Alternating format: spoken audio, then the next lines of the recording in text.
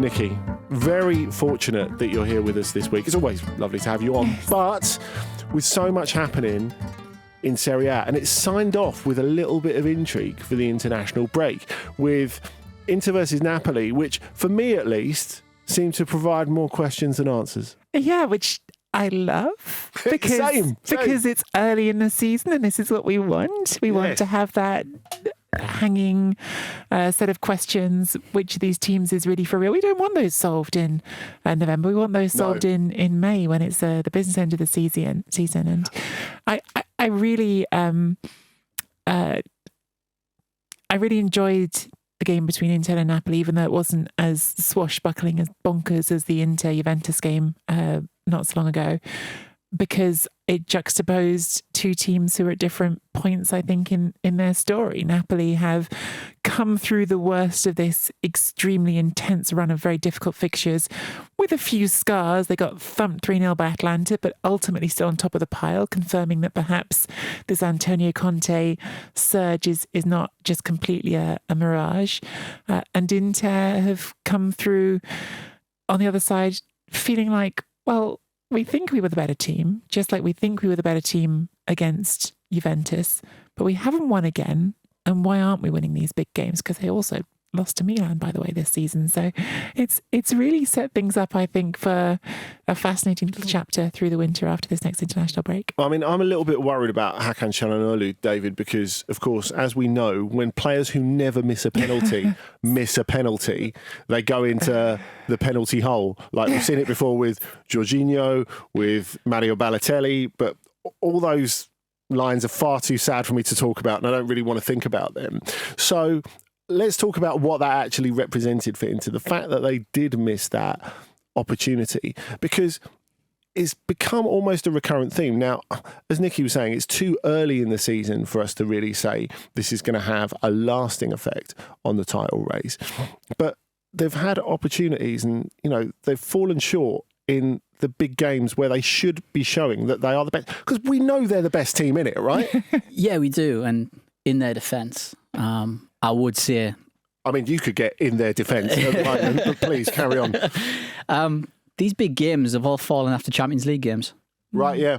And Inzaghi, I think, for the first time since he came to Inter, is rotation heavy. I think that's something that he's doing in a more extreme level in terms of, you know, the players that miss. If you look, 4 or 5 key players straight in, first names on the team sheet, were missing against Arsenal. They still got through that game.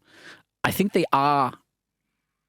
kind of got 2 eyes on the Champions League at the moment, and they maybe just need to have one little eye on Serie A and just remember where they are. Remember they're a very, very good team, and very, very good teams can balance things, and they can play in Europe and then they can go and play domestically as well and still dominate both. I think there's a lot more to come from this Inter side, and I think the rotation will help them down the stretch and players will be fresher. Talking about the rotation, do you think that's a reflection of the changed format of the Champions League, or do you think, as you maybe hinted at there, that it's a sense that last season's Champions League is living in their head a little bit? Because, of course, the fact is they got knocked out in the last 16 by Atletico Madrid. And if they played that tie another 50 times, they'd probably win it 45. Absolutely. At least. They were a better team than the one that got to the final in 2023. And that must itch, right? Absolutely. This was that was a year of natural progression for them. Okay, we got to the final and we lost. This year we're going to get to the final and we're going to win it.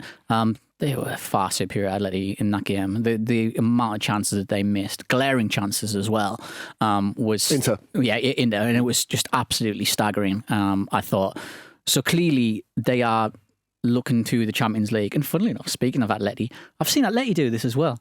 Just get a little bit lost domestically because they're so obsessed with winning this Champions League. And funnily enough, it happened the year after they lost the final to Real Madrid as well. So there's parallels there in terms of like, we got so close. We know we can get there. We know we can get there. And I just think they're like that at the moment. But look, this Inter squad has got, I think, good depth, very good depth, in fact, I'd say.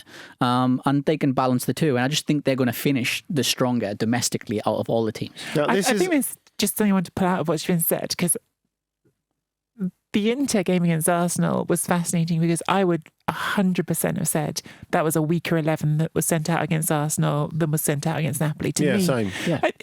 You can absolutely justify it in terms of specifics. For instance, going with that left side where you double up with Bissek and Darmian on Saka. That makes sense in a let's not put Di Marco up there, who we know is going to gun forward more. We're going to go for a more cautious approach, double up on their best player. That makes sense tactically. But still, overall, the team that goes out against Napoli is, I think, more or less their first 11. Yeah. And so it's not that Inzaghi is taking his eye off the ball with the league. If anything, I would say he kind of looked at that Champions League game and sent out a lineup that said to me, we can afford not to win this because of how the group stage works now, whereas we want to beat Napoli. Of course, in his mind, I'm sure he wasn't saying that. I'm sure he wanted to win both of them. But I do think that Napoli, if anything, came across to me as the bigger priority between those two lineups. But what you can't affect is how players feel about it. And I do think that there was an intensity and sense of shared purpose in that Arsenal game that has not always been there in their league games. I think that throws us back more to the 4-4 because that's just a thing that shouldn't happen to a team that have been defensively so sound under Inzaghi. Yeah. But this latest game against Napoli, I don't know if it quite was a lack of intensity. There's layers and layers to it, but it didn't feel like there was that desperate need to win that there was against Arsenal in the second half. That second half against Arsenal was a pure, we're 1-0 up and we're going to dig in. And it was one of those big nights. You had that feel of, we're going to give you absolutely everything to not concede here. But there's layers and layers to it. I mean, the other thing I just want to bring up at some point, maybe I should have saved this for a separate point, but big difference from last season's Inter to this season's Inter.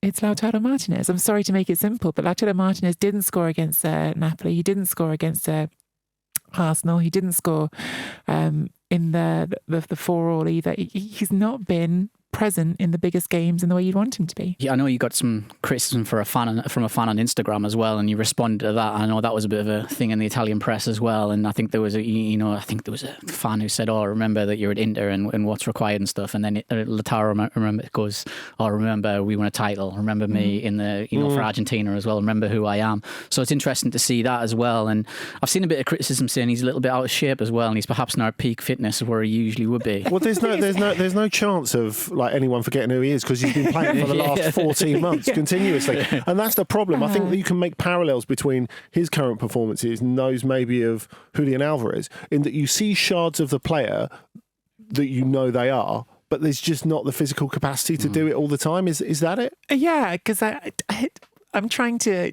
not be ridiculous about it. I think he scored 6 goals in his last 10 games. We're not talking about someone who's doing dreadfully. I'm not trying to say that at all.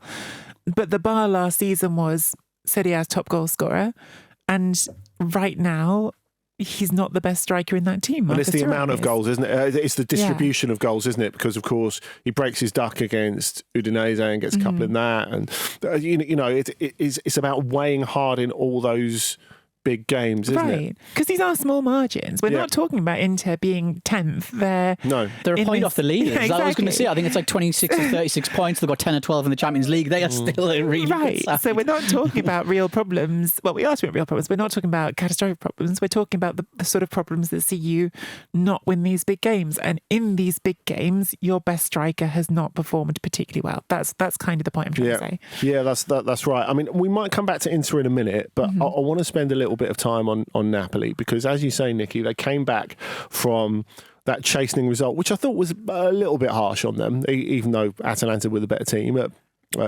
Diego Maradona the weekend before. But how much of Inter finding them such a tough nut to crack was to do with the fact that they took a beating in that, and maybe they thought, right, okay, we're gonna dig in and make ourselves really super difficult to beat in this? Yeah, of course. There's always elements of what you've just come from and where your heads are at. Napoli taking a big thumping like that. It's a very Antonio Conte response to just draw everyone tighter together and get that reaction.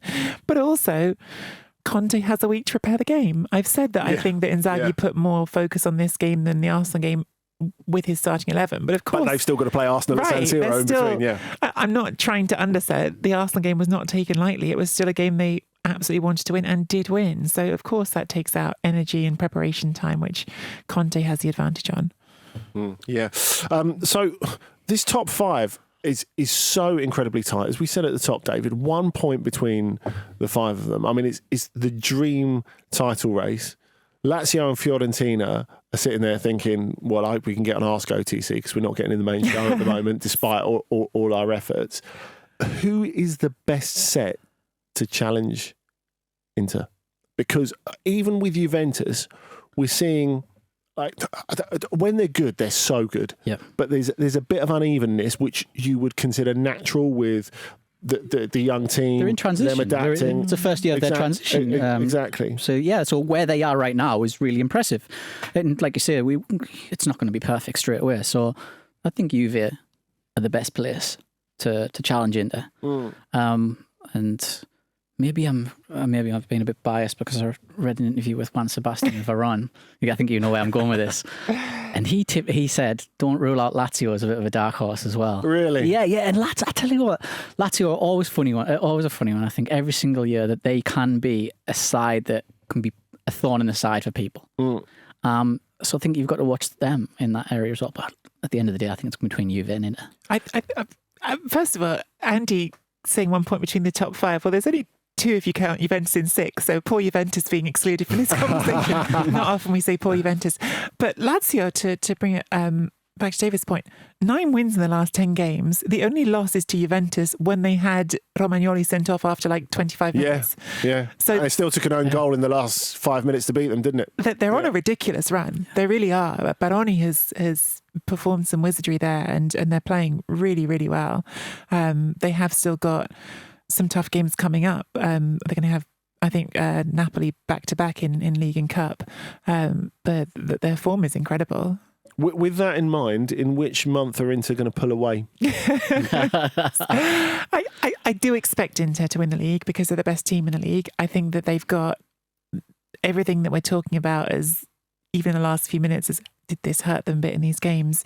They've got a deeper squad than anyone.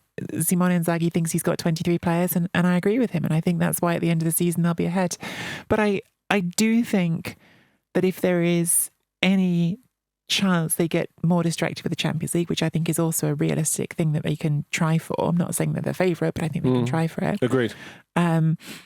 Then there are teams this season who look like they might just make it interesting. And I also think, since we haven't said them yet, Atalanta are playing really well again.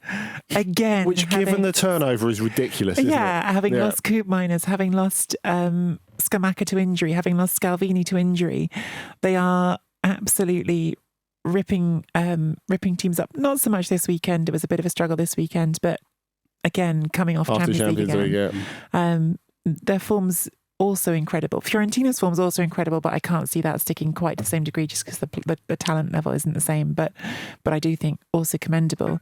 I genuinely think it's possible. And if I was going to say who I think it's possible, I think it's Napoli, just because of not playing in Europe and because it's Conte. And I think Atalanta are the other team. They're not the favourites, but I think it's possible. If ever there was a year it could happen, this might be it.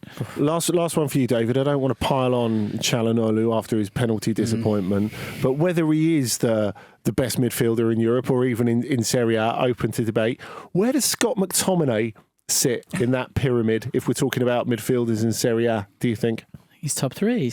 He's carved himself a niche there at Napoli. I think he's in there. Absolutely. What a start! What a start! Incredible. It's just absolutely remarkable. It's lovely to see as well. And you look at the fallout of Man United since he's gone. And I'm not saying he's the reason. Far from it. There's many reasons there. But what they could have done with him still around and give them that injection, of intensity that he played with. And I think they obviously didn't want to sell him just because of PSR and what have you, and financial fair play that he had to leave. I think they would have liked to have kept him, but it's fantastic to see him doing well.